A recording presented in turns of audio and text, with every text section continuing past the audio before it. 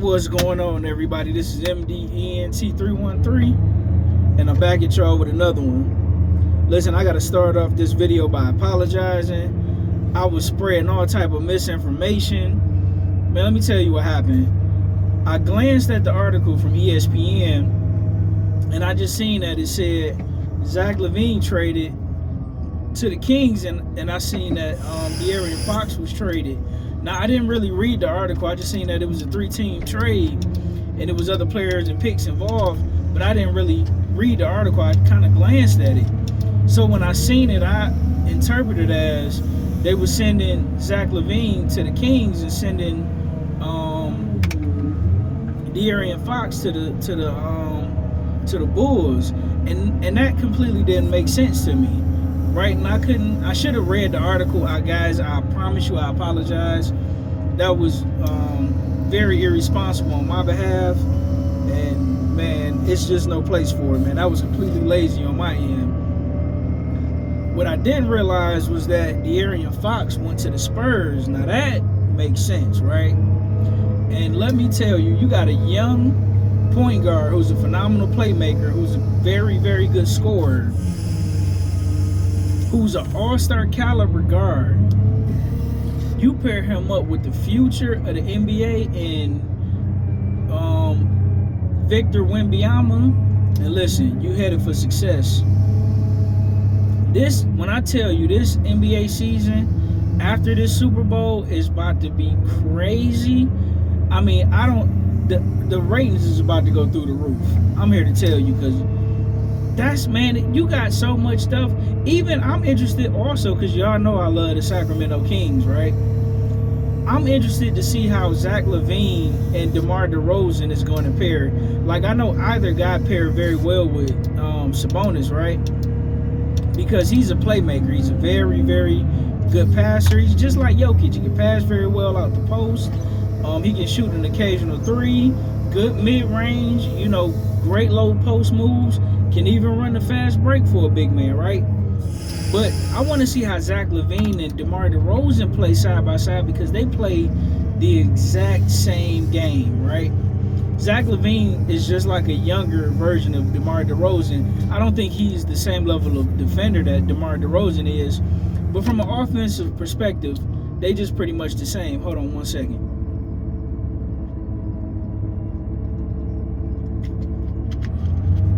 So I'm going to be interested to see how that goes. And then I'm interested to see how, the San Antonio thing meshes, as well as it looked like the Lakers are not trading LeBron James. So I'm interested to see how him and Luka is going to play together. I'm interested to see how the new look Bulls are going to do, because that was pretty much like a middle of the road team.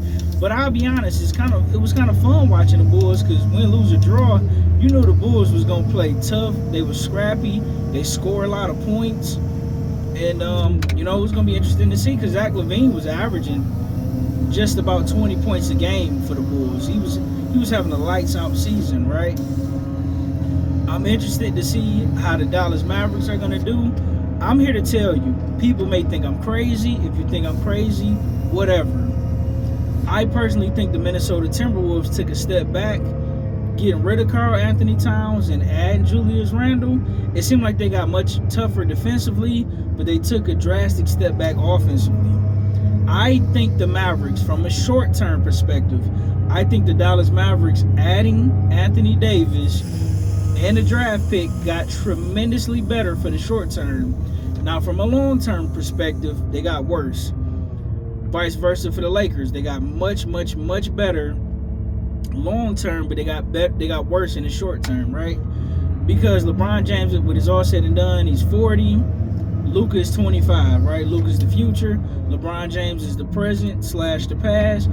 You might get 1 or 2 more good seasons out of LeBron, and he'll probably be closing up his career. And you still, you have to build around Luka. Now, the Dallas Mavericks, I'm picking, if everybody stay healthy, this is assuming every single player stay healthy from now until playoffs, I have the Dallas Mavericks playing the OKC Thunder in the Western Conference Finals, and I have the Dallas Mavericks besting the OKC Thunder in 6 games, and I got the Dallas Mavericks going back to the finals.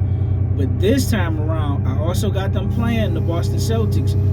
But this go around, I think they'll beat the Boston Celtics because the Boston Celtics front court won't be able to do anything with the Dallas Mavericks front court. Now, here's the thing. When you look at the backcourt of the Boston Celtics, they have the better backcourt, right? They got a younger, fresher Jaylen Brown. You got, a young, well, Derek White isn't completely young, but Derek White is still healthy. He's relatively young enough. Active, tremendous defender. And you also got Jason Tatum when he's not playing too passive, right? But I think the Dallas Mavericks have everything they need to be extremely successful, contingent on if Anthony Davis stays healthy, right? And if Kyrie Irving stays healthy, and if Klay could turn back the hands of time and at least become a spot-up shooter, I mean, they can be lethal. But anyway, man, I'm excited to watch these San Antonio Spurs with the addition of De'Aaron Fox and Wemby. I don't think they'll be going to the playoffs, but I do think they're going to build for the future, and they're still going to play some exciting basketball. I'm interested to see how their styles mesh together and, things of that nature, right? But you guys let me know what you think about De'Aaron Fox going over to the San Antonio Spurs. Man, the Spurs just got a whole lot better and a whole lot interesting real fast. But let me know what you think in the comment section, guys. Like, share, and subscribe.